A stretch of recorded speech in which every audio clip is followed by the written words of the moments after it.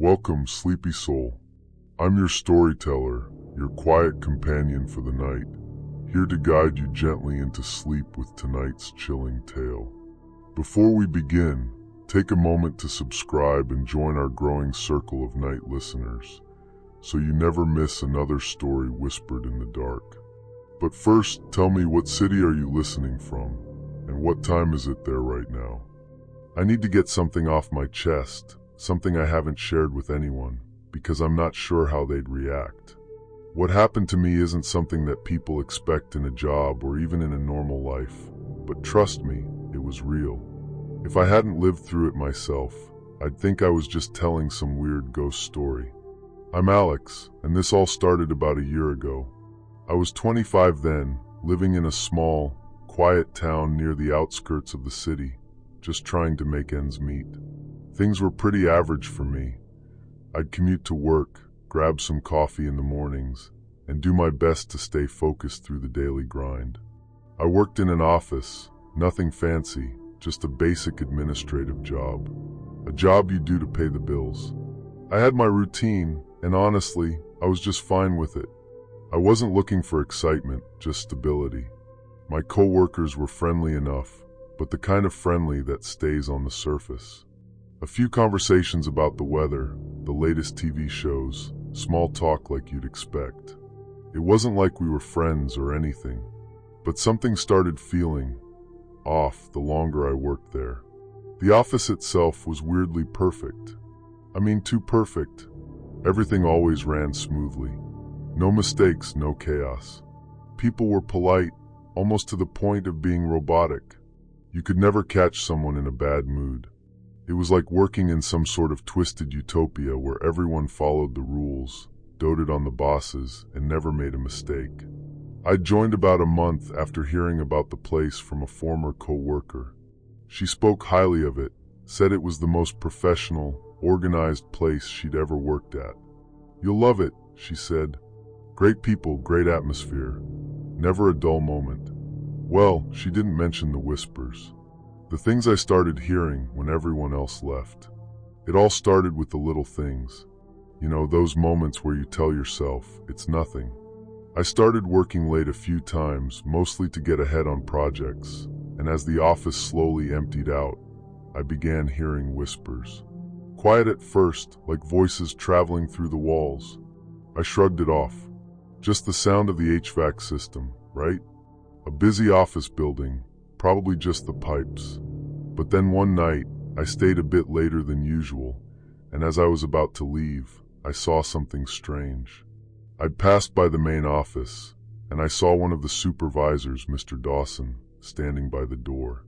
His back was to me, and he was staring at the empty desks. It was like he hadn't noticed me. He didn't even move. He stood there for what felt like forever. I froze in place. It's funny, because when you're trying to figure out if you're seeing things, your brain sort of pauses. You think, this can't be happening. This isn't real. But the longer I stood there, the more I realized something wasn't right. I took a few steps forward, and just as I reached the hallway, Mr. Dawson turned, his eyes locking with mine. His gaze wasn't warm like it usually was during meetings. It was distant, cold. He said nothing, just nodded and turned back to the desk he was standing by. At first, I thought it was just a moment of weirdness. Maybe he'd been deep in thought, or maybe I'd startled him. But I couldn't shake the feeling that I wasn't supposed to see that. Like I'd walked in on something I wasn't meant to. Over the next few weeks, I kept hearing more whispers when the office emptied out. But this time, I started hearing names. My name even. I'd be walking through the hallway and hear someone call me. It'd be soft, barely audible. Almost like a murmur, but clear enough to make me stop in my tracks. "Alex! Alex!" No one was there. And then there were the emails. No one else seemed to get them, just me. They were all sent from the office account, but the subject lines were odd, nothing professional. Just strange phrases. "He's still watching. He never left. And the rules are clear." I assumed they were some sort of office prank, but it wasn't funny. I didn't even know how to bring it up, so I just ignored it. But the more I tried to brush it off, the more the atmosphere around me grew tense. One afternoon, during a particularly quiet shift, I overheard some coworkers talking about someone named Jack Dawson, the former supervisor. I'd heard the name before, but I hadn't thought much of it. Apparently, Jack had been the supervisor for years. He was a respected figure, known for his methodical ways and how well he managed the team. But there were rumors. I listened in as much as I could without being too obvious. One of the employees, Mary, whispered to a new guy, "You know, it's said that Jack never really left. He disappeared one night. No one talks about it, but people think he's still here, watching, guiding us." The way she said it sent a chill down my spine. I wanted to dismiss it, laugh it off like everyone else, but I couldn't. It was too strange. There were too many things I couldn't explain. That night, I stayed later than usual trying to finish a project. I was going through some old files when I heard the unmistakable sound of footsteps. Slow, deliberate, walking behind me. I turned, but no one was there. And then, through the glass door to the supervisor's office, I saw a shadow. Mr. Dawson again, standing in the dark, staring out the window. His back turned, but this time he didn't acknowledge me. He just stood there, and I swear I saw the faintest movement. His head turned slightly toward me. His eyes locked onto mine, but his body didn't budge. I felt a chill crawl up my spine, and that's when I knew. I wasn't imagining things anymore. I didn't leave right away. Something about it felt urgent. Like if I stayed, I'd understand something I hadn't before. But as I stood there, paralyzed, the whispers came back. This time they were clearer. "You're next. He's waiting. He sees everything." I snapped out of it and bolted out of the office, heart pounding. I couldn't get out of there fast enough. The next day, I tried to talk to Mary about it, but she brushed me off. "Don't let the stories get to you," she said with a forced smile. "Everyone's heard them. The office is just old, that's all." But deep down, I knew something was off. It wasn't just stories. Something was controlling us from the shadows. The next day, Mr. Dawson was nowhere to be found. I was told he'd left early, which was odd because he never left early. He always stayed late. I went back to my desk, trying to focus on my work, but my mind was racing. Then, just as I was about to leave, I found a note on my keyboard. It wasn't one of those creepy emails, but a physical note, folded, with my name on the front. It said, "You've been doing well. Keep up the good work. But remember, I'm always watching. Always." I folded it up and shoved it into my pocket. The fear hit me again like a wave. This wasn't some office prank. It was real. That night, I drove home and tried to forget it all. I didn't tell anyone what had happened because I knew no one would believe me. But the truth was clear now. I was being watched. And not just by Mr. Dawson, but by someone else. Something else. Days turned into weeks, and the atmosphere at work grew more oppressive. I couldn't shake the feeling that every move I made was being watched, controlled. It was like I was a puppet, and someone was pulling the strings. And then one evening, as I sat alone in the office, I heard something. A voice, coming from the shadows. "Alex, you've been doing well. I'm proud of you." It was Mr. Dawson's voice, soft and low. But there was something behind it, a hint of malice. I didn't turn around. I didn't need to, because I knew. I knew the truth. Jack Dawson wasn't just a supervisor. He was the office itself, and he would never leave. Story 2. I never thought I'd be the kind of person to sit down at a desk and let the eerie feeling crawl up my spine. I always thought I was the logical one, practical, grounded, the kind of person who brushes off strange noises, sees things for what they are, and moves on. But looking back, I'm not so sure anymore.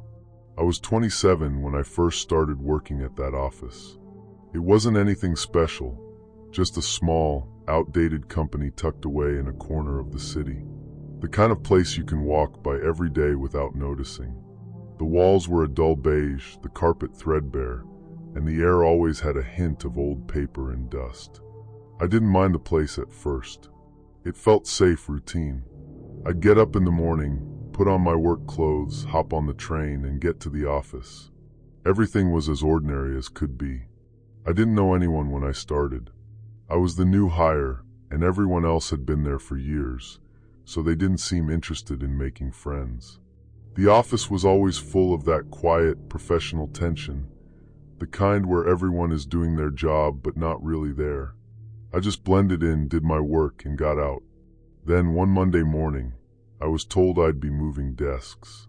"Hey, your desk's going to be relocated to the back corner," my manager, Susan, said, pointing to a small, cramped area near the copy machine.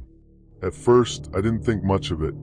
I gathered my things, walked over, and sat down at the desk.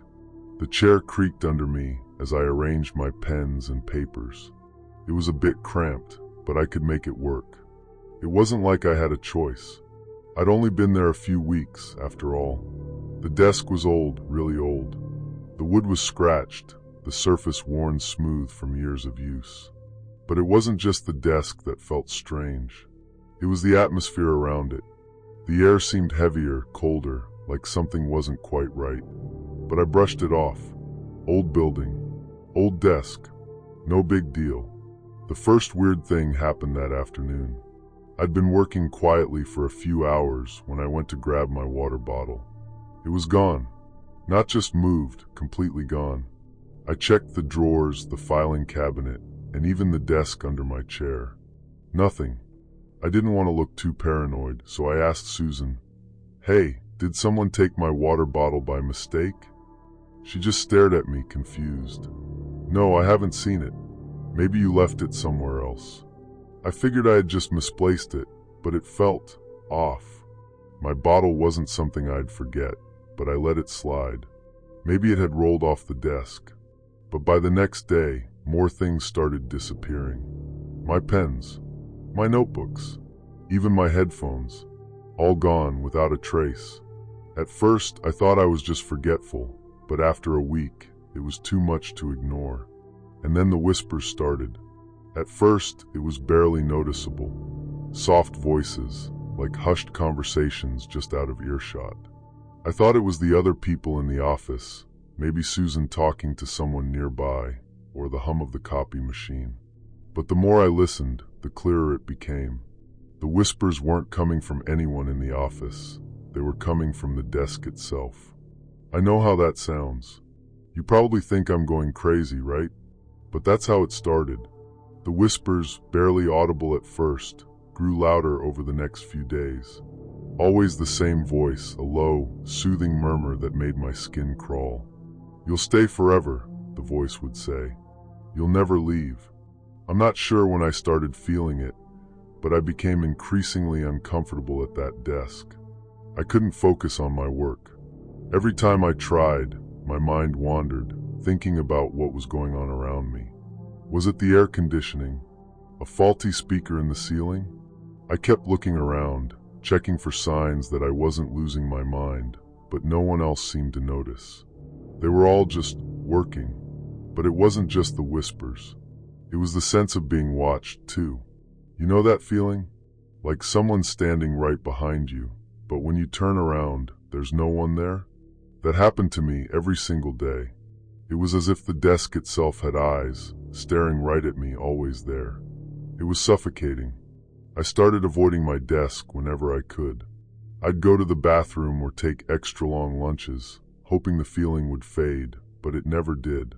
The moment I sat down, the weight returned, settling in my chest like a stone. And then the strangest thing happened. One afternoon, I decided to investigate.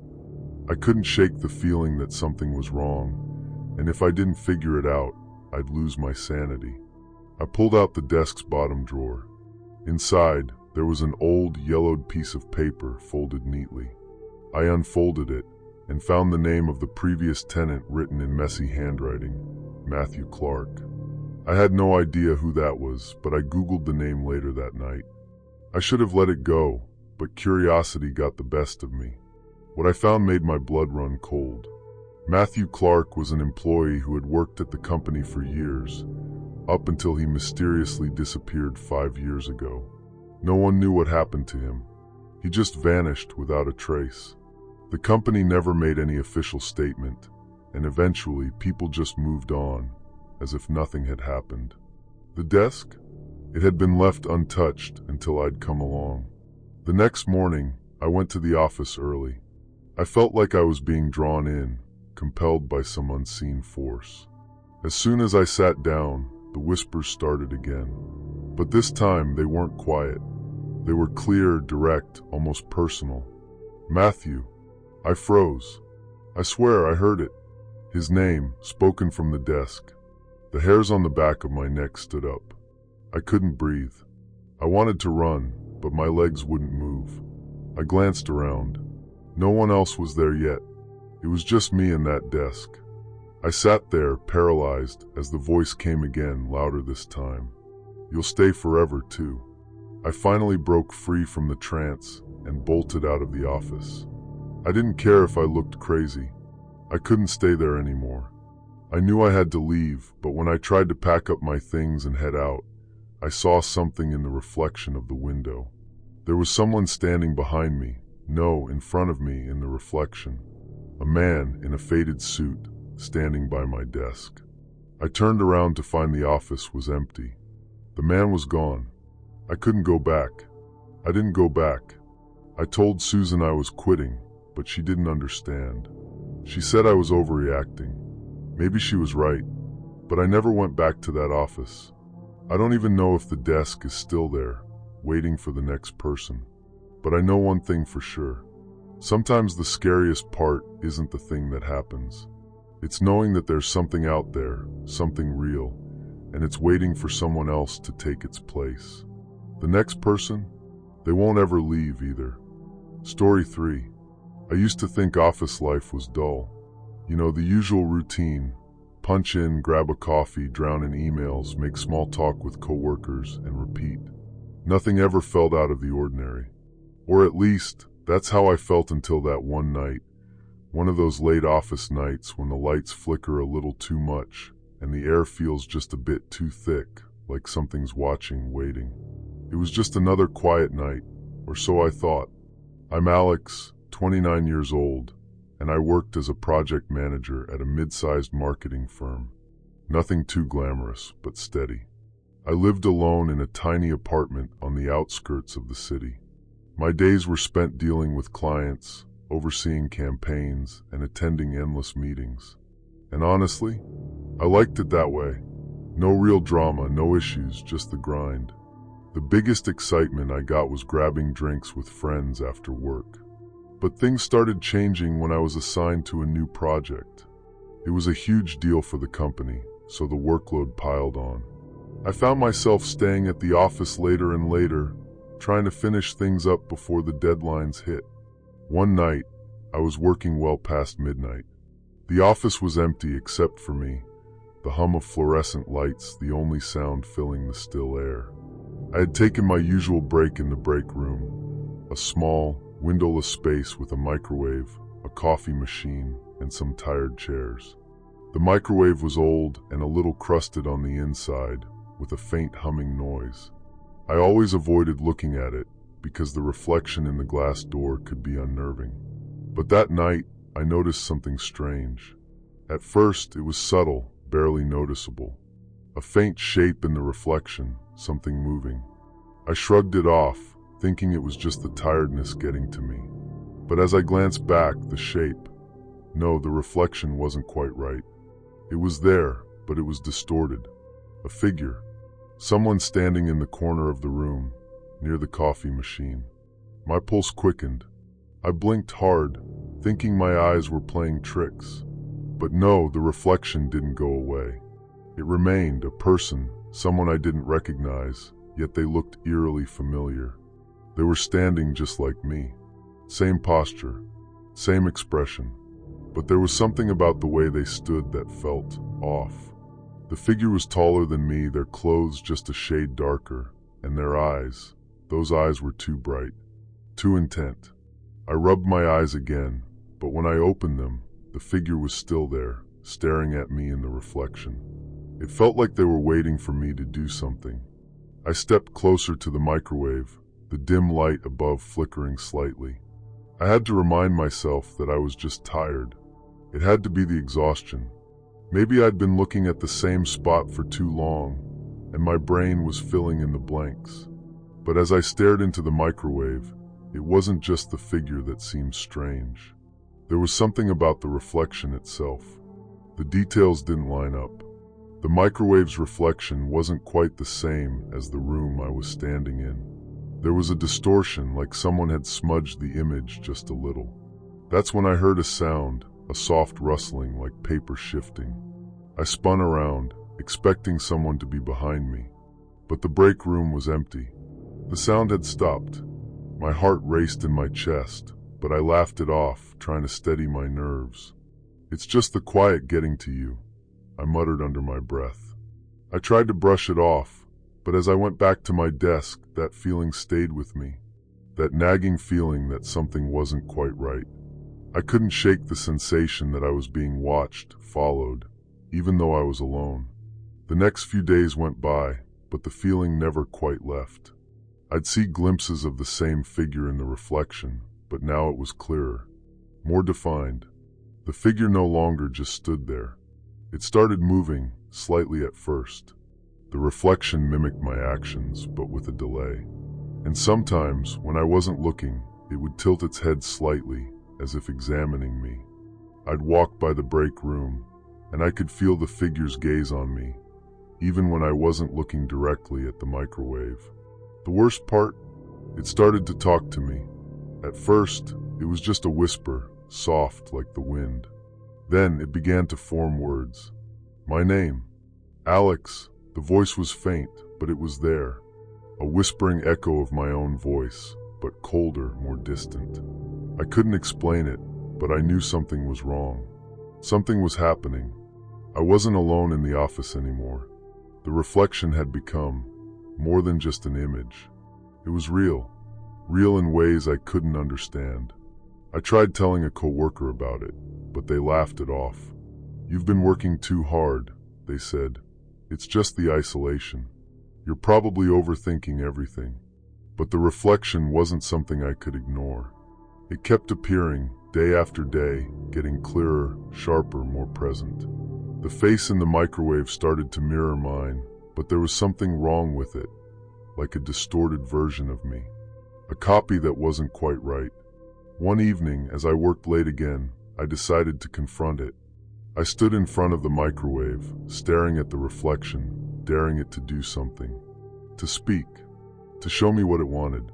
The reflection did not disappoint. It stared back at me, its eyes locked onto mine, and it moved slightly, tilting its head as if it were studying me. Then it smiled. A slow, twisted smile. The corners of its mouth stretched wider than they should have, the skin around its eyes crinkling in a way that was unnatural. I stepped back, my breath catching in my throat. "What do you want?" I whispered, my voice trembling. The figure in the microwave didn't answer. It just stared, unblinking. Its smile remained. But in that moment, I realized the truth. I wasn't looking at a reflection of myself anymore.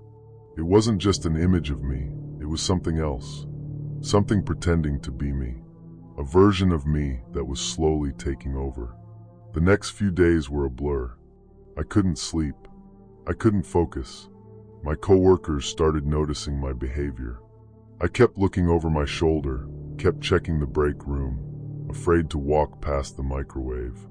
I couldn't shake the feeling that the reflection was closer than ever, lurking just behind me. I was being replaced. It was as if this reflection, this thing, was slowly taking over my life. My actions, my thoughts, my very being. And I had no way to stop it. I tried to quit. I packed my things and handed in my resignation, but when I went to leave, the reflection followed me. It was everywhere. I saw it in mirrors, in windows, even in the reflection of my own phone screen. It was me, but it wasn't me. It was becoming me bit by bit, until I had no idea who I was anymore. I haven't been back to the office since. I still see it. The reflection. I don't know what it wants, but I can't escape it. I'm not sure how much longer I'll be me. Maybe it's already too late. Sometimes I wonder if I'm still here, or if I've already been replaced. Story 4. It started like any other day. The office was buzzing with the usual hum of phones ringing, keyboards clacking, and conversations blending into the background. I was an intern at a marketing firm, just fresh out of college, trying to make a name for myself. Nothing about my routine ever felt extraordinary. I'd show up, sit at my desk, sip coffee, and do the tasks assigned to me. It was all very normal. But that day, something happened that I could never have predicted. My name is Clara, and at the time I was 24 years old, living in a small city apartment just a few blocks from the office. I had just started my internship a few months prior, and I was still trying to get the lay of the land. My boss, Simon, was a pretty chill guy, very focused on the work, always giving us tight deadlines, but overall, nothing out of the ordinary. Most of my coworkers were older, seasoned professionals, so I kept to myself most of the time, content to blend in and do what I was told. That morning, everything felt normal. The coffee was as bitter as always, and the office chatter filled the air. I was focused on preparing a presentation for an upcoming work event. It wasn't anything particularly special, but it was something I could handle, just another checkbox on the list of things to do. I remember glancing at the clock, realizing that the day was dragging on, and I was already looking forward to the end of the work week. Then it happened. At 2:47 p.m., I received an email. It wasn't from my boss or any coworker I recognized. The subject line read, "Urgent, upcoming event, life-threatening danger." I remember reading that subject line and thinking, what is this? Spam. But I opened it anyway, curiosity getting the best of me. The email was short, almost to the point of being eerie. It was from someone named Richard, someone I had never heard of before. The message read, "Clara, this is Richard. You don't know me, but I know what's going to happen during the upcoming event. There will be an accident, and it's going to happen when you least expect it. Here's how you can avoid it. Avoid the stage area when the demonstration starts. Don't trust anyone who approaches you with an urgent request. Keep an eye on the clock. The incident will occur precisely at 4:15 p.m. Do not ignore this. I'm sending this because I care, and I don't want you to be part of what's coming." The email was unsettling, to say the least. I stared at it for a few seconds, rereading the words over and over. There was a strange sense of urgency in the message, but something about it didn't sit right with me. How could this person, someone I'd never met, know about the event? More importantly, how could they predict something like this? I thought about deleting it. I really did. But something held me back. It was that feeling deep in my gut that something wasn't quite right. I decided to keep the email open and look for any signs of a prank. Maybe Richard was someone in the office messing with me. I started going through the company directory, trying to find a Richard, but I couldn't find anyone by that name. No one in the office had heard of him either. I shrugged it off and decided to go about my day, ignoring the unsettling email. The clock was ticking down to the event, and I figured I was just overthinking things. I had no reason to believe anything would happen. Still, the email lingered in my mind like a shadow, and I couldn't shake the feeling that I was being watched. Around 3:30 p.m., I went to the break room to grab a snack. The office felt quieter than usual, the noise of the day winding down as everyone focused on preparing for the event. As I was reaching for a granola bar, my phone buzzed. It was another email from Richard. "Clara, it's coming. Please listen to me. Don't ignore the signs. The clock is ticking, and there's no time left. Trust me." I stared at the screen, a chill running down my spine. How did Richard know where I was? How did he know I was even at the break room? I glanced around, half expecting someone to be standing behind me, but the room was empty. I felt the hairs on the back of my neck stand up. I tried to focus. I needed to shake it off, but something was off. The more I thought about it, the more convinced I became that the event was going to turn into something far worse than I had anticipated. The clock on the wall read 3:45 p.m. I grabbed my phone and called Simon. He didn't answer. I tried again, but the line went straight to voicemail. I felt a wave of panic rise in my chest. The event was supposed to start in just half an hour, and I still had no idea what to expect. Could it be some sort of accident? Was there a risk of a fire, a collapse, or something worse? I couldn't risk it, but what could I do? I couldn't just leave. Just as I was about to head back to my desk, my phone buzzed again. This time, it wasn't Richard's name in my inbox. It was Simon. "Clara, meet me at the back entrance immediately. We need to talk." My heart skipped a beat. Why would Simon be sending me an email instead of calling? I stood there for a second, frozen. The back entrance was a good distance away, but I had no choice. I grabbed my things and started walking toward the back of the building. As I approached the entrance, I noticed something strange. There was a van parked in front of the door. It wasn't unusual for delivery trucks to park there, but the van was different. It looked old or worn out. As I got closer, I noticed the windows were tinted and the doors were locked. A feeling of dread washed over me, but I pushed through. I needed to talk to Simon. I needed answers. I opened the door to the back entrance, but no one was there. I stepped inside, feeling the cool air of the empty hallway. The lights flickered, making it seem like time was stretching out. I checked my phone again. It was 4:05 p.m. I froze. In the reflection of the hallway, I saw something move, a shadow, a figure. It was Simon, but there was something wrong about the way he looked.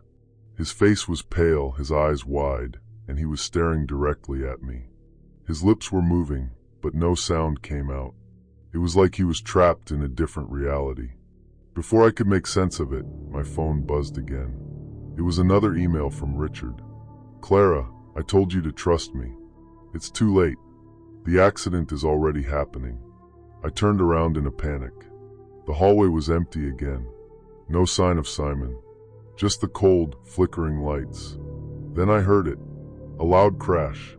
Something shattering. My heart raced as I turned toward the sound. It was coming from the conference room. The event was starting soon. I ran. When I reached the room, I couldn't believe what I saw. The stage was crumpled, debris scattered everywhere. People were shouting, scrambling. Some were injured. I could barely hear anything over the chaos, but in the middle of it all, I spotted Simon. He was lying on the floor, unconscious. His body twisted in a way that made my stomach turn. And then it hit me. Richard's email. The warning. The event. It had already happened. But that wasn't the worst part. As I rushed over to Simon, I glanced at the email once more, the screen illuminating my shaking hands. The final line in Richard's message said, "The accident was meant to take Simon, but now it's going to take someone else. Be careful." I stared at the screen, and then my blood ran cold. I looked down at the name in the from field of the email. It was Richard, but Richard had died in a car crash 2 months ago. I felt the floor slip out from under me. Sometimes the scariest part isn't what happens. It's knowing that something, or someone, has already seen it coming. Story 5. You ever work with someone who's just off? They don't need to do anything obviously weird, but something about them just doesn't sit right. The way they move, the way they look at you, the way they never speak unless absolutely necessary. That's how it started with my partner, Henry. At first, it was easy to ignore. We were given this huge project, something high profile, something that would set us both up for the future, and he was good at his job. No, scratch that. He was excellent. I'm David, by the way. I was 29 at the time, living in downtown Brooklyn, a little one-bedroom apartment with no real roommates, no real worries, just the usual grind. Henry was a colleague at work, and we'd been paired up to handle an important client presentation. He was my partner, my equal in this. Well, that's what I thought. At first, everything seemed normal. We'd have meetings, we'd discuss ideas.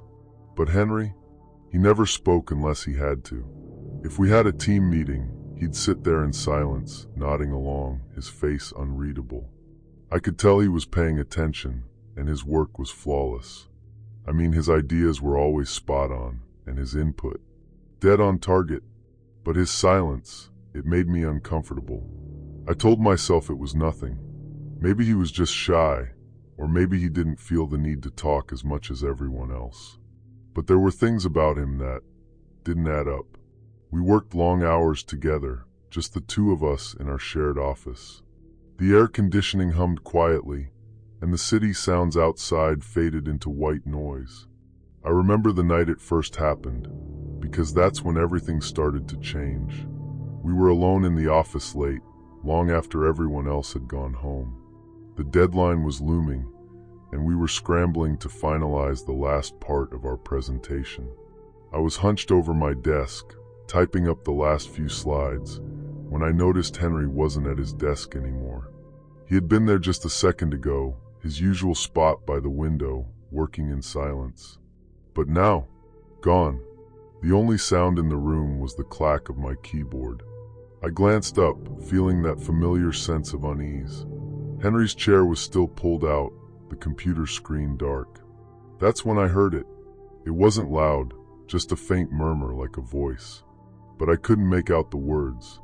My heart started to race as I tried to pinpoint where it was coming from. The office was on the top floor of the building, so there was no reason for anyone to be in the hallway, especially not at this hour.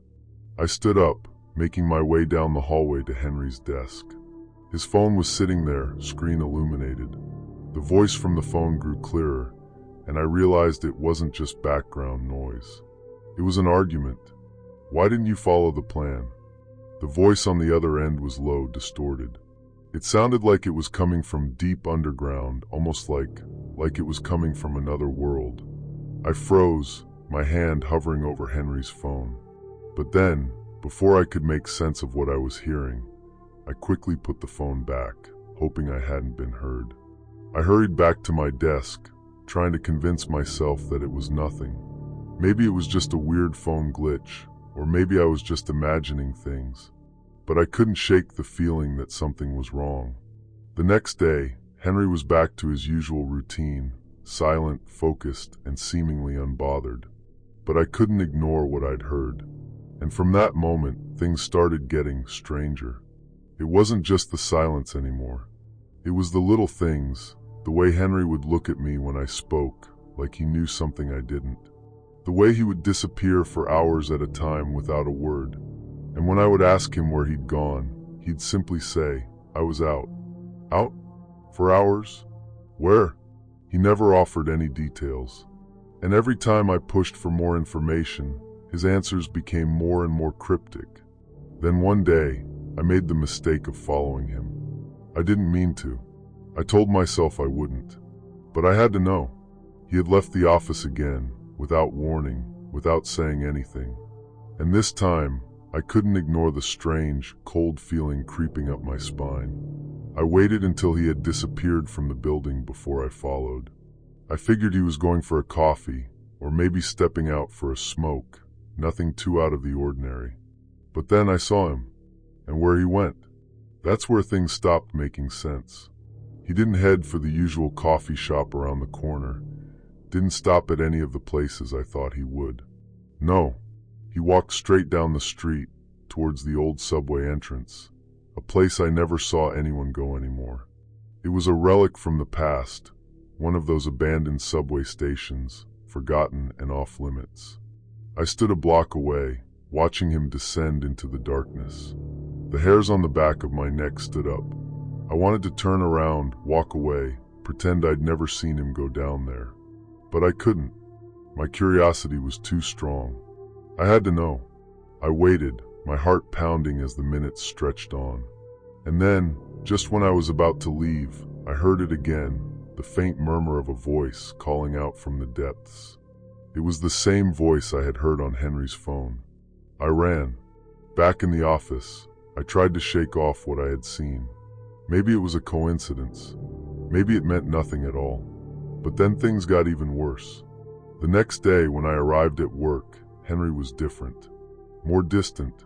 His silence wasn't just awkward now. It felt suffocating. He didn't even acknowledge me when I walked into the office. He was just staring at his computer screen. And when I tried to ask him a question, his response was cold and robotic. That's when I decided to confront him. I asked him straight out, "What's going on with you? You've been acting strange." His eyes flicked up to meet mine, but he didn't say a word. He just stared.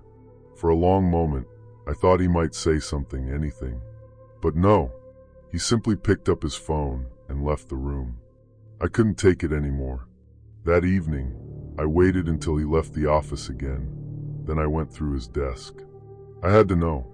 I didn't care how wrong it was. I had to understand. And that's when I found it. Underneath a stack of papers was a small notebook, worn and frayed. I opened it, my hands shaking as I skimmed the pages. It was filled with notes, but they weren't about work. No, they were about something darker, something terrifying. I'm not going to go into all the details, but suffice it to say that the more I read, the more I realized that Henry was not who he seemed. I remember one phrase that stuck out. They told me to keep the plan silent, but they never said I couldn't. That's when it hit me. The arguments on his phone, the weird behavior, the strange places he visited. They weren't random. They were part of something much bigger, something I wasn't supposed to know about. And then I made the mistake of looking at the last page. There in sharp, jagged handwriting was a date and a name. My name. I could feel the blood drain from my face as I realized what it meant. Henry wasn't just a silent partner in our project. He was part of something else, something I didn't understand. And he was watching me, waiting. That night, I couldn't sleep. I kept hearing that voice, the one from the phone, the one from the subway station, the one that haunted my dreams. And the more I thought about it, the more I realized that Henry wasn't the only one involved in this mess. Whoever he was talking to, they were still out there, watching, waiting. The next day, I tried to leave. I packed up my things, ready to walk out the door, but when I got to the elevator, Henry was standing there. He didn't say anything, just smiled, that same cold smile I'd seen before. And then I heard the voice, clearer than ever. "You can't leave." I ran out of that building like a man possessed. I don't know what's going to happen next, but I can't shake the feeling that no matter where I go, Henry is always watching, always waiting, and I have no idea what they want. But I'm not sticking around to find out. Story 6. I should probably start by saying I didn't believe in ghosts. Not even a little. Not until that clock. Not until I started seeing things, hearing things, and well, feeling things. But I'm getting ahead of myself. Let me take you back.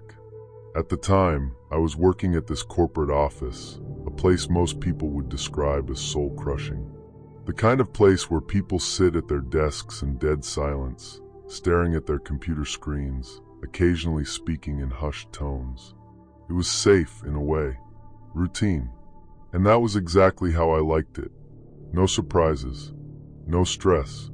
I was just a regular guy, mid-20s, not much going on outside of work. My life was pretty straightforward. I worked in the marketing department, just doing what I was told, keeping my head down. I lived alone in a small apartment not too far from the office.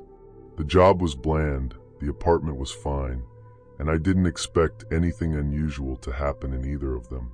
But then there was the clock. That damn clock. The office had an old clock hanging in the corner of the lobby. It was a relic, really, something from the building's original construction, which was decades ago. Everyone in the office knew it, but no one ever really talked about it. I can't say why, but it was just there. No one ever touched it. It never worked properly, always running a little fast or slow, but it wasn't an issue.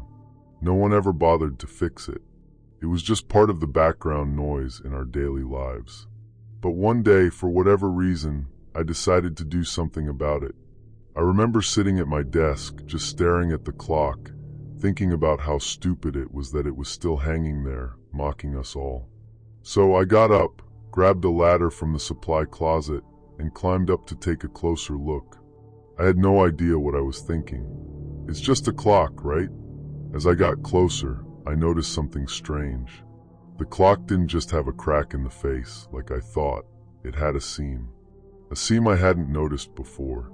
It looked like it could be opened, like a hidden compartment. And curiosity, being what it is, got the best of me.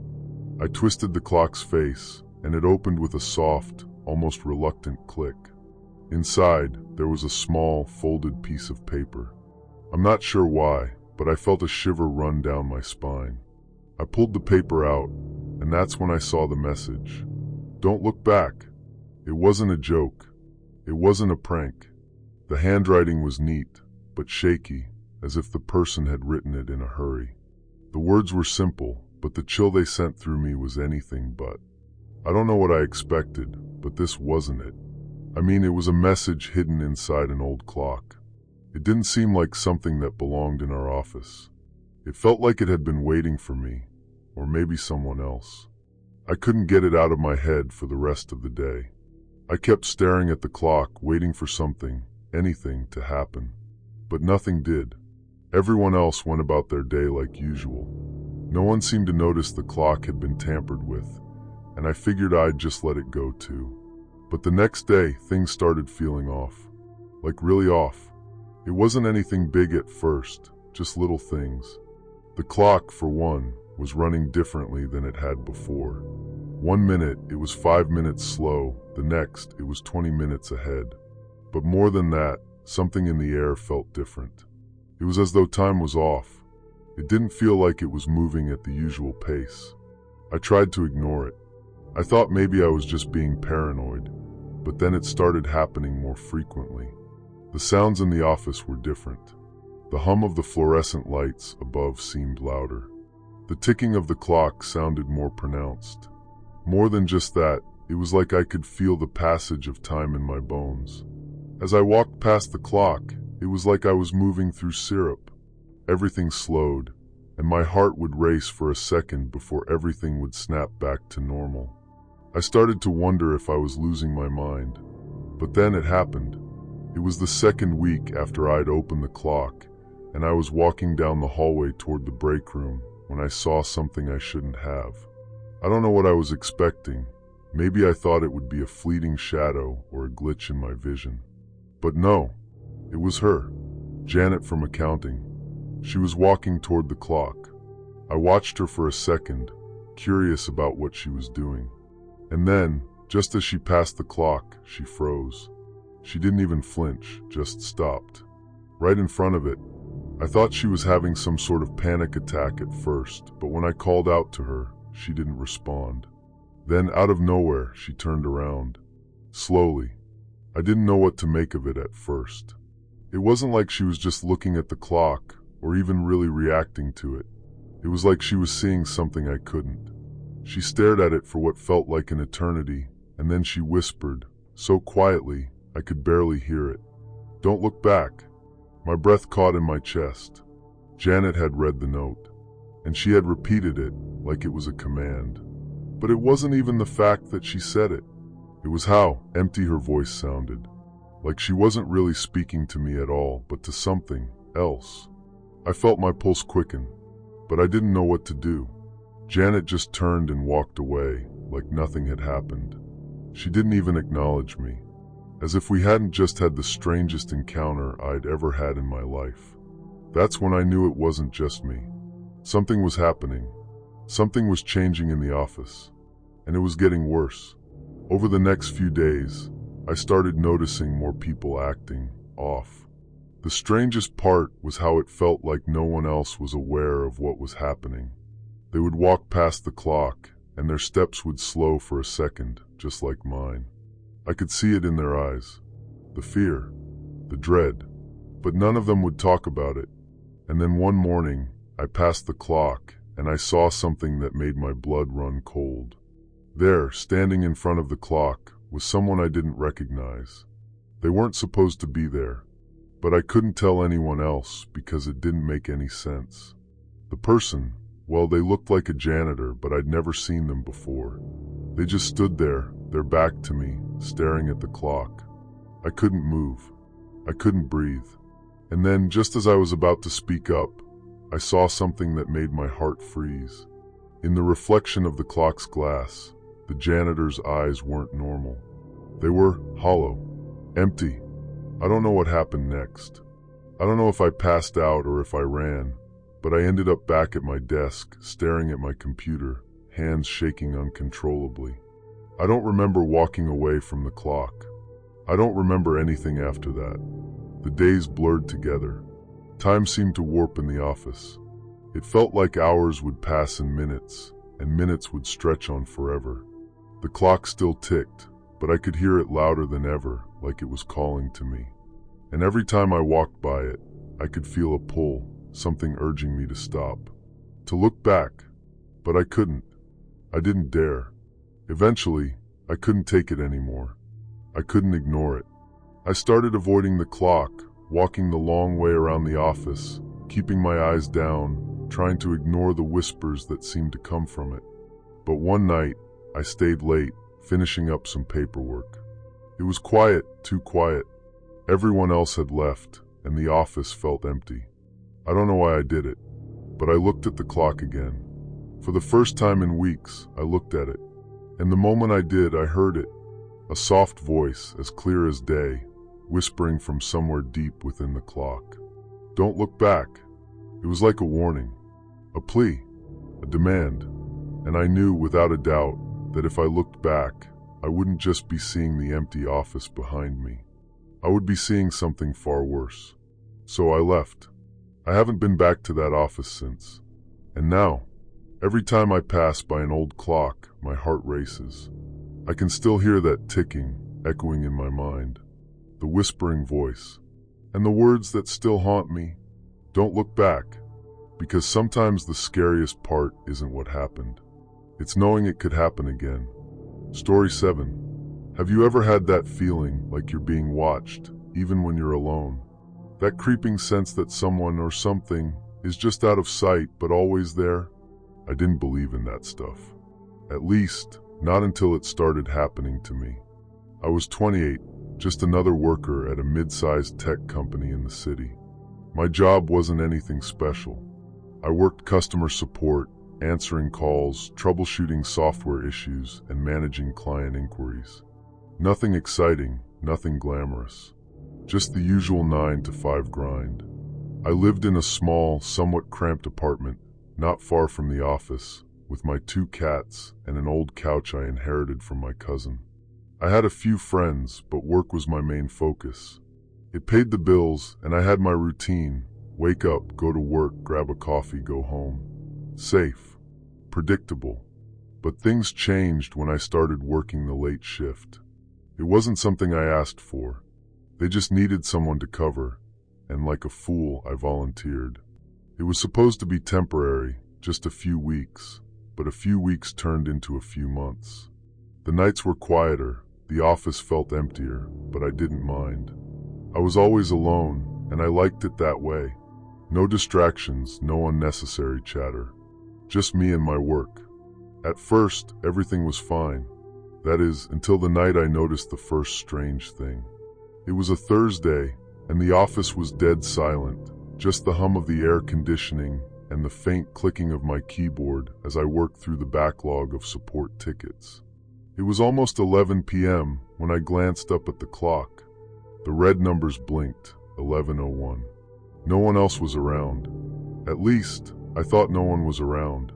The weird thing was, I thought I saw someone at the other end of the room, across the rows of empty desks near the break room.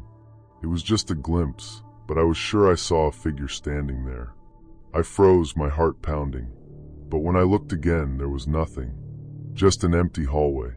I told myself it was nothing, maybe just the lighting playing tricks on my tired eyes. After all, I'd been pulling late nights for weeks. But that feeling lingered. The sensation that something was off. The air felt thick, heavier than usual, like the whole building was holding its breath. The next night, I saw it again. This time, I was sure I wasn't imagining it. The figure, dressed in the same uniform as mine, stood by the vending machine, just staring into the empty hallway. And when I blinked, they were gone. I checked the office camera feeds, thinking maybe I'd missed something, but everything was normal. No one else was here, or at least no one I could see. I had to know who it was, so I started staying later, making sure I kept an eye on that part of the office. The hours passed and still nothing. No one came, no one went. It felt like I was just going crazy. Then, a few days later, it happened again. Only this time, I wasn't alone when I saw the figure. My coworker, Sarah, who had just finished her day's shift, was in the break room with me. We were chatting about the weekend plans when suddenly she went quiet.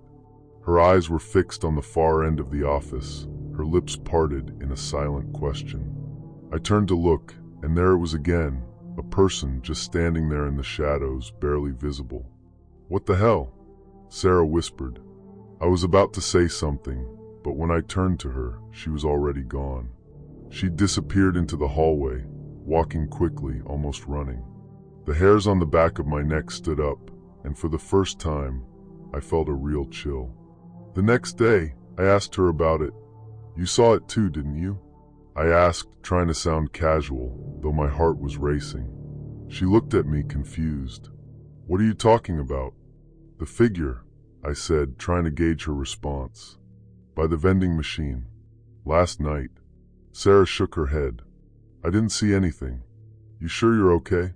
You've been working a lot of late nights lately." I forced a smile, but inside I was unsettled. Had I imagined it all? Was I losing my mind? But that wasn't the worst part. The worst part was yet to come. It was the following week when things really started getting weird. The late shifts had become routine, but now I couldn't shake the feeling that I wasn't alone, even when the office was completely empty. There was a sensation that someone was mirroring my movements, like I was being shadowed. One night, while I was sitting at my desk, I turned to grab a coffee from the break room. When I returned, the chair across from mine was pushed back, like someone had just stood up and left. But I hadn't heard anyone else. The office was still empty. It was then that I realized something else. I wasn't the only one working the late shift. I had been working the same hours as another person, someone I had never met. They were there, just like I was, following the same routine. And whatever I did, they did too. If I went to the bathroom, they went. If I took a break, they took a break. If I sat down to eat, they sat down at the same time. I wasn't crazy. I wasn't imagining it. The weirdest part was that I never saw them. I could feel them, though. In the way the chair across from me was always slightly pushed out. In the way the vending machine had been used right before I got there, though no one else was around. In the way the office lights would flicker for a moment, as if someone had just walked past. I started to panic. I wasn't sure if I was being paranoid or if something darker was at play. I knew I had to investigate. I started to dig into the company's employee records. What I found sent a chill down my spine. A year ago, there was someone who worked the late shift in the same position as me. Her name was Emily, just a regular employee from what I could see. But she vanished. One day, she just stopped showing up. No warning, no notice, no explanation. There was no mention of her leaving the company, no final goodbye, nothing. But the oddest thing was the way she left her last notes. They were strange, almost as if she knew something bad was coming. She'd written about a mirrored presence in the office, someone who worked the same hours as her, but who she never saw. She warned that anyone who worked the late shift after her would be haunted by their own reflection. The rest of the notes were cryptic and unsettling, but they all pointed to one chilling truth. She wasn't the first. I started to feel sick, like the walls of the office were closing in on me. I knew I had to get out. I tried to leave early one night, but the door to the office wouldn't open. The lock was jammed. No matter how hard I pulled on the handle, it wouldn't budge. My heart was pounding in my chest, and the air in the room felt thicker than ever.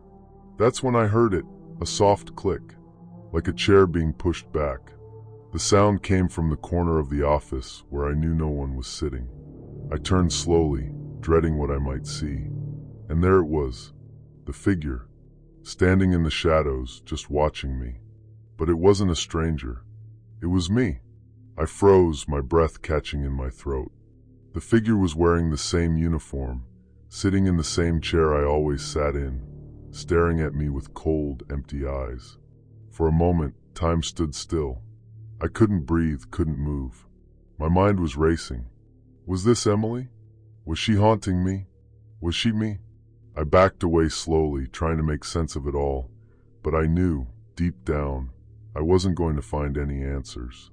The last thing I remember was running for the door, hearing my own footsteps echoing behind me, until I finally managed to push it open. I didn't go back to work after that night. I couldn't. Now, months later, I can't stop thinking about it. I've tried to move on, tried to forget what happened, but it's hard to shake the feeling that I'm still being watched. That the reflection I saw wasn't just a mirage. It's waiting for me somewhere in the shadows. Sometimes when I'm walking alone in the streets, I swear I can feel someone walking just behind me, matching my every step. And when I look into the windows of the office building, I wonder if it's still happening to someone else. Maybe it's just a coincidence, or maybe it's the kind of thing that never really ends. But if your gut tells you something's wrong, don't ignore it. Trust me, it could be the only thing keeping you alive. Story 8. It was the kind of job that made you feel like you were just going through the motions, mundane tasks, emails, endless meetings. The routine was predictable, safe. But sometimes, the very thing that feels safe becomes the breeding ground for something strange. I didn't expect it when I first walked into that conference room, but looking back, I wish I had seen the warning signs. My name is Claire, and I was 28 when I started working at this corporate firm. It was a good job, nothing to complain about. The pay was decent, and the people, well, they were fine. At first, everything felt like it was just another ordinary office gig. I had just moved to the city, away from my family, so there was a lot of settling in to do. But something about this place felt different from the very start. The office was located in a quiet part of the city, a few blocks away from the busier areas.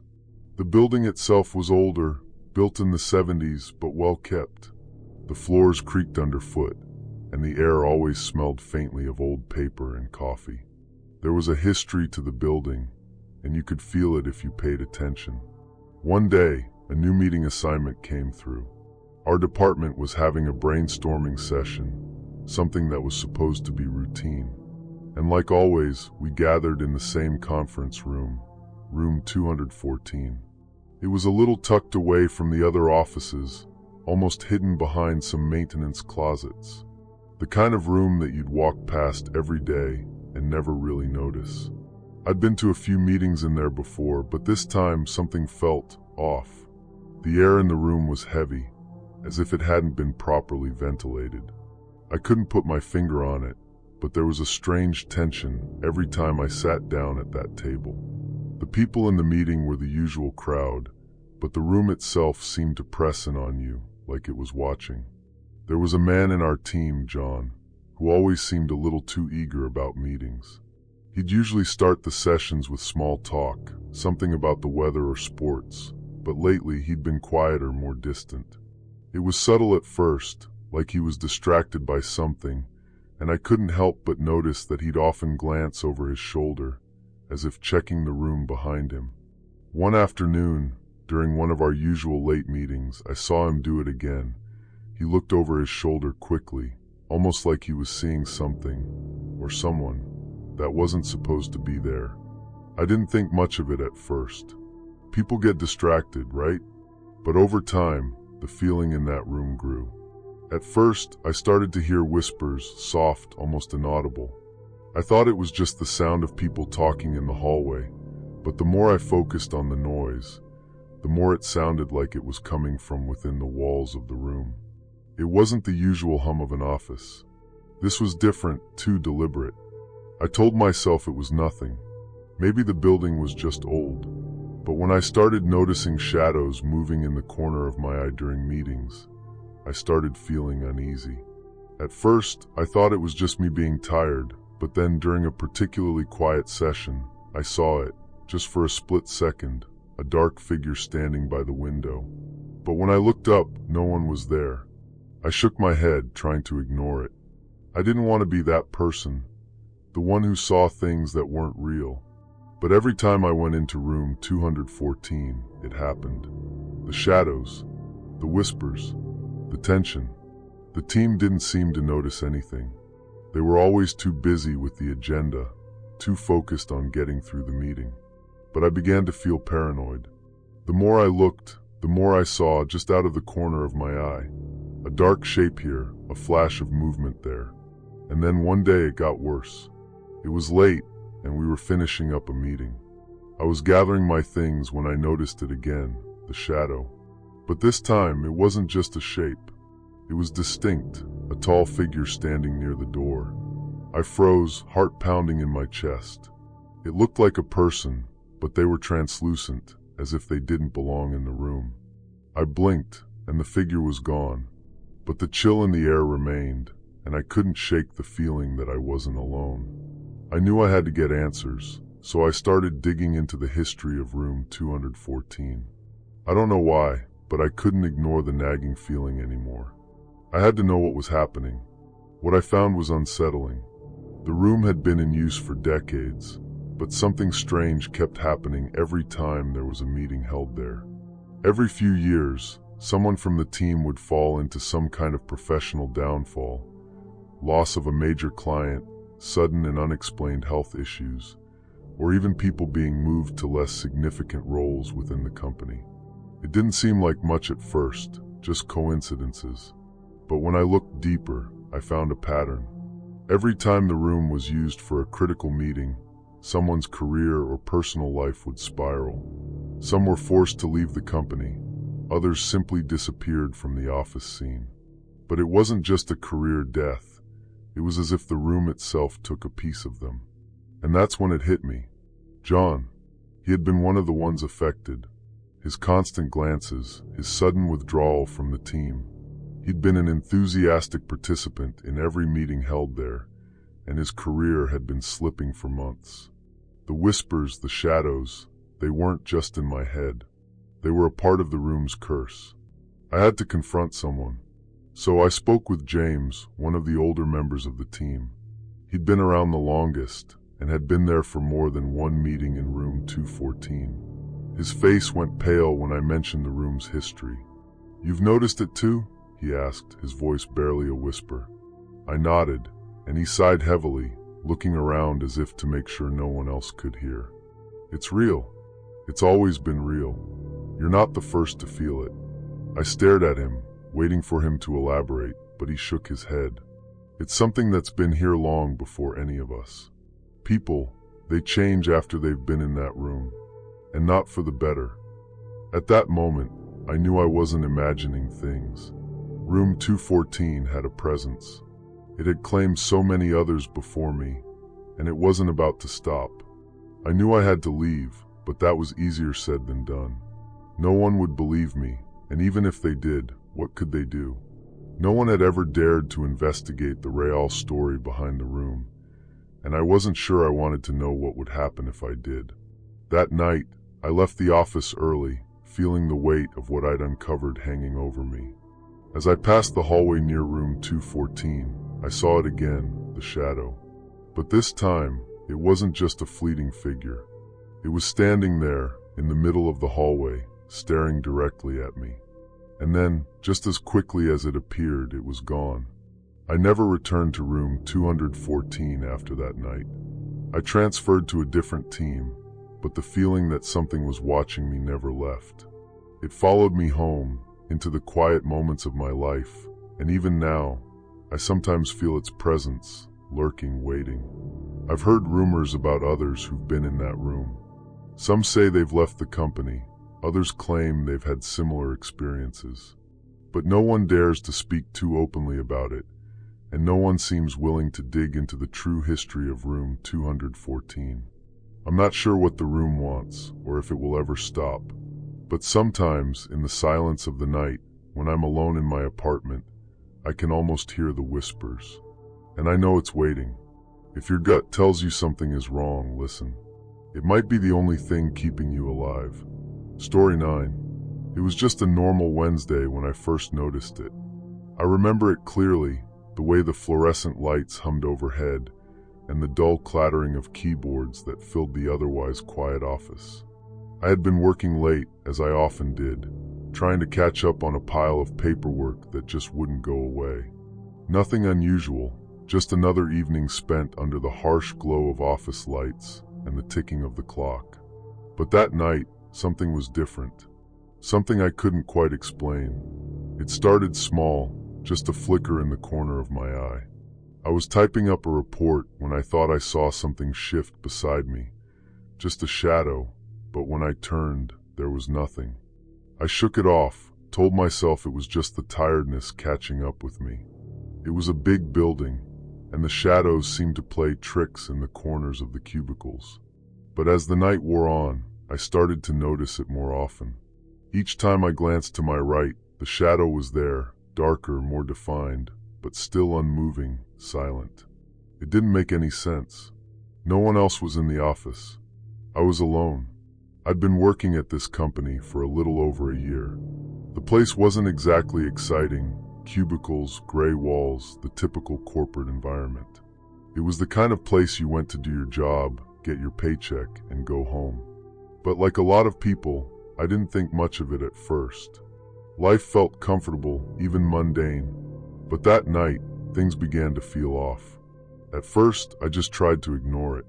But the shadow, it wasn't just a fleeting thing. No, it was like it lingered, like it was watching me. And the longer I stayed, the darker it became. It was almost like the shadow was growing, creeping closer, inch by inch.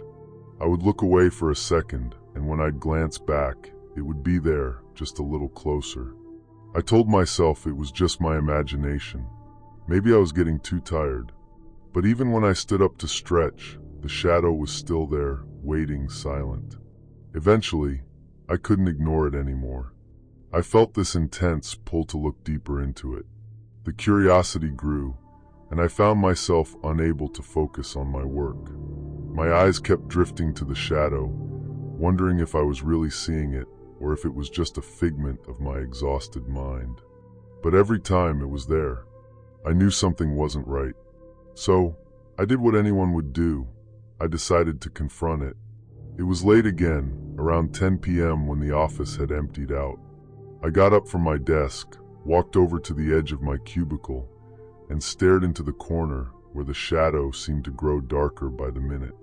The hair on the back of my neck stood up. There was no explanation for what I was seeing. The lights didn't flicker, and there wasn't anything around that could cast such a shadow. Yet there it was. I stared at it for a long time, hoping it would vanish, but it didn't. The longer I stared, the more I felt a sense of unease wash over me. It was like the shadow was alive. It felt as if it were aware of me, like it was waiting for something. A chill ran down my spine, and my pulse quickened.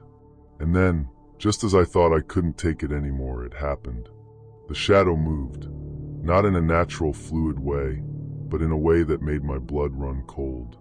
It shifted just a few inches, but enough to make my heart race. I had to look away.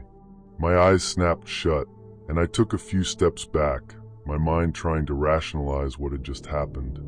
But deep down I knew it wasn't my imagination. I sat back down at my desk, my hands shaking. I tried to focus, to convince myself that everything was fine, that I was being foolish. But the longer I sat there, the more I felt the shadow watching me.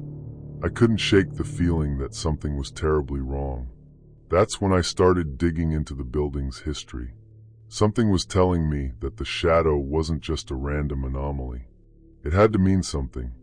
I spent the next few days researching, combing through old company records, and asking around. It wasn't until I spoke to an old janitor that things began to take shape. "Ah, you noticed, huh?" the janitor had said when I casually mentioned the strange feeling in the office. "You're not the first, kid. You're not even the first to see the shadow." He paused, glancing over his shoulder like he was making sure no one was listening. That place has a history. You're working in the same building where Roger Bates died. I didn't recognize the name, but the janitor went on to explain that Roger had worked in that very same office, in the cubicle I now occupied. According to the story, Roger had been found dead in his cubicle one late night, just like I was working late. No one knew exactly how he died. Some said it was a heart attack, others whispered about foul play. But whatever it was, it left a mark on the office, a lingering presence. Ever notice the shadow? That's Roger, the janitor had muttered, his voice barely above a whisper. He doesn't move on. He waits, and he gets closer every time. My skin prickled as I listened. I didn't know if I believed the janitor, but something about his tone made me think twice. Could the shadow be the spirit of Roger Bates, still haunting the office, waiting for someone else to take his place? The next night, I stayed late again. I couldn't help it. I had to know the truth.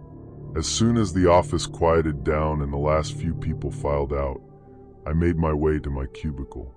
The shadow was already there, as if it had been waiting for me. And just as before, it was darker than it should have been. I stared at it, my heart pounding in my chest. I was no longer curious, I was terrified. The shadow wasn't just a shadow anymore. It felt alive, and that's when I heard the softest sound. It was faint, like a whisper, but it came from the direction of the shadow. I froze, my breath caught in my throat. The whisper seemed to come from nowhere, and yet from everywhere. A chill washed over me. I couldn't move. My legs were frozen in place, my body refusing to react. The whispering grew louder, more insistent, but I couldn't make out the words. All I knew was that it wasn't normal, that it wasn't just a shadow, that it was something else, something angry, something lost, something that wanted to drag me down with it. And then the whisper stopped. The office was eerily silent, but I could still feel the shadow, like it was closing in around me. My breath caught in my throat as I took a slow step back. The air in the room felt thick, suffocating. It was as though the darkness itself was pressing in on me. I couldn't escape. I wanted to run, but my feet wouldn't move. The shadow wasn't just on the wall. It was inside me, in my chest, in my head. And I knew in that moment that it wanted something. It wanted me. I don't remember how long I stood there, paralyzed with fear, but eventually I broke free. I ran from the cubicle, out of the office, and didn't stop until I was outside, gasping for air. I could still feel the weight of the shadow on me, following me, watching me. The next morning, I quit my job. I couldn't go back. I couldn't bring myself to sit in that cubicle, knowing that whatever had been there before was still waiting. I moved away from the city, found a new job, and tried to forget about it all. But sometimes I still feel it. The shadow, the presence that watches, waits, and grows darker with every passing day. And now, whenever I'm in a new office or working late, I can't help but glance over my shoulder. Because sometimes I wonder if the shadow has found me again. Maybe it's not just the office. Maybe it's me. Story 10.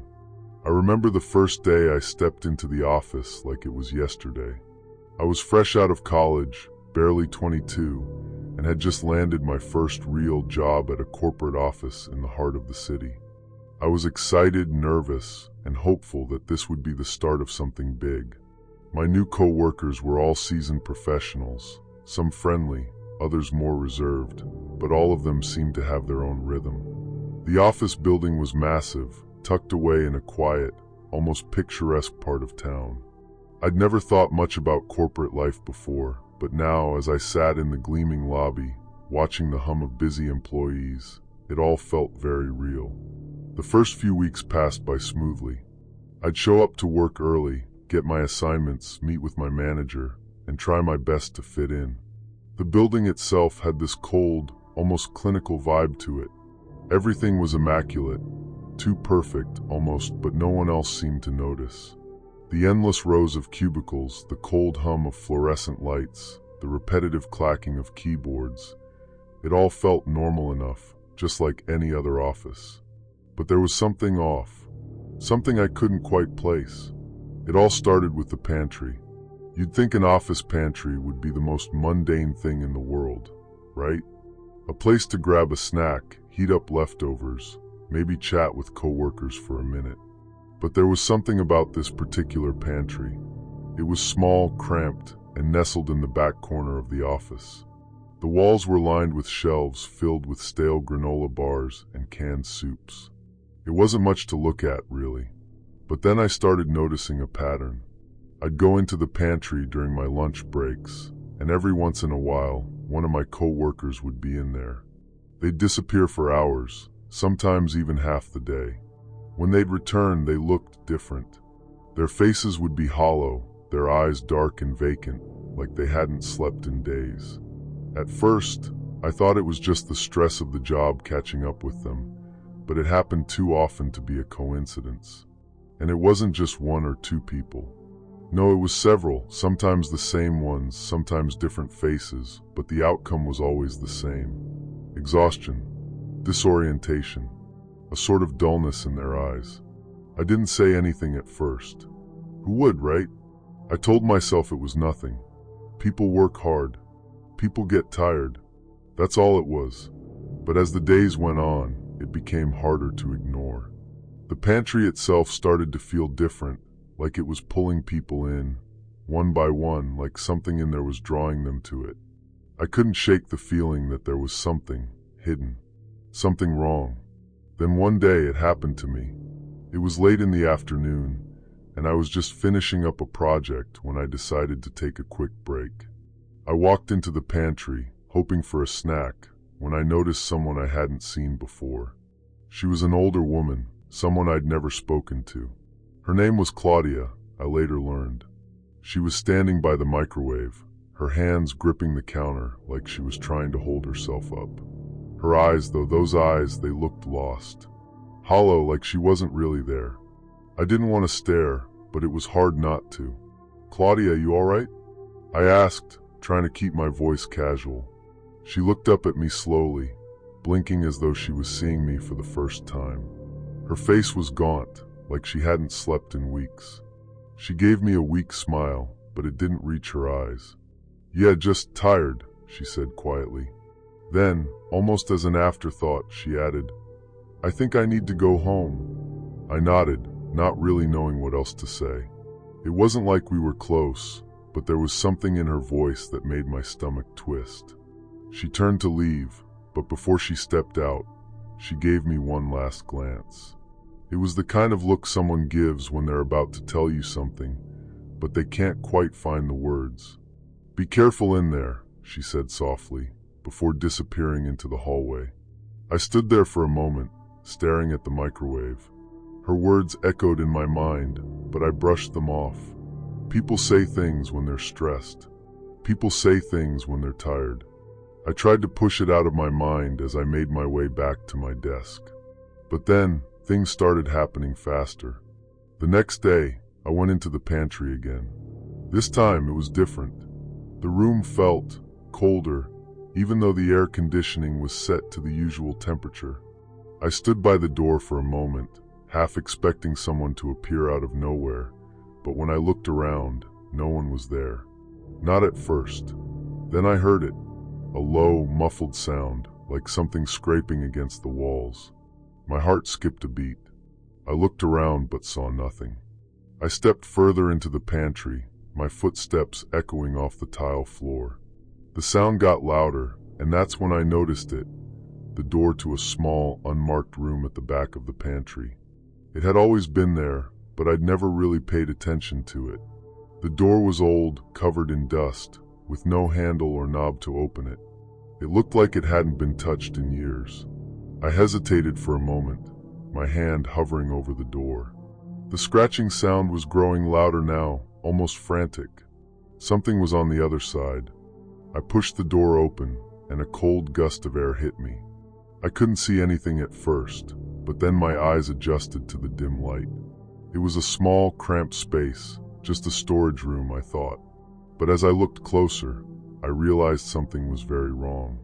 There were stacks of papers, boxes filled with old office supplies, but there were also strange markings on the walls, symbols I didn't recognize carved into the wood.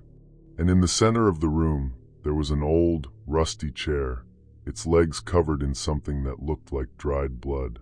I stepped back, the hairs on the back of my neck standing up. I couldn't explain it, but something about that room felt alive, as if it had been waiting for me. I backed out slowly, closing the door behind me. My mind was racing, and I had so many questions. What was that room? Why was it hidden? And why had Claudia warned me? The next few days were a blur. I couldn't stop thinking about what I'd found in that pantry. But it wasn't just the room that was bothering me. It was the people, my coworkers, who were acting strange. More and more of them were disappearing for hours, only to return looking like they hadn't slept or eaten in days. They were pale, their movements sluggish, and their eyes vacant. It was as though something had drained the life out of them. But no one seemed to care. It was like this strange, unspoken rule had taken hold of the office. No one acknowledged the odd behavior. No one talked about it. And then one afternoon, I saw something that made my blood run cold. I was sitting at my desk when I saw Claudia again. She was walking down the hallway, her eyes locked straight ahead, her face blank. But this time, she wasn't alone. There were 3 others with her, all of them wearing the same vacant expression. They walked in a line, almost in a trance, toward the pantry. It was like they were being drawn to it, pulled in by some invisible force. I couldn't stand it any longer. I had to know what was going on. I followed them. I kept my distance as they disappeared into the pantry one by one. When they were all inside, I crept closer, heart pounding in my chest.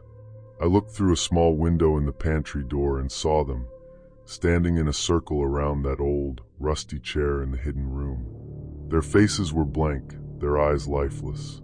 And then they all began to chant. I couldn't make out the words, but the sound of their voices was like a low hum, vibrating through the walls. It was the most unsettling thing I'd ever heard.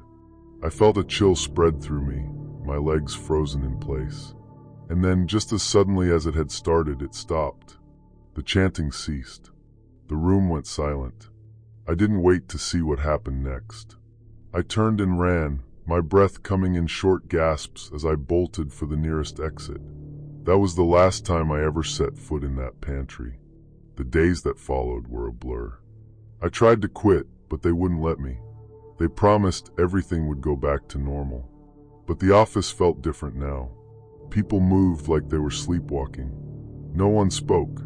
No one asked questions. It was like they were all in on something I wasn't allowed to know. I never saw Claudia again, or any of the others who had gone into that room. But every now and then, when I pass by the pantry, I swear I can hear the faintest whisper just on the edge of my hearing. I don't know what happened to them, but I know this: something dark was hidden in that office. And I was lucky to get out before it pulled me in too. If you ever find yourself in a place like that, trust your instincts. Because sometimes the scariest part isn't what's in front of you. It's what's lurking behind the walls, waiting for the right moment to strike. And I'm telling you, it's not something you want to find out. Sometimes the hardest thing is knowing it could happen again. If you made it this far, don't forget to like, subscribe, and hit that bell for more stories that might just keep you up at night.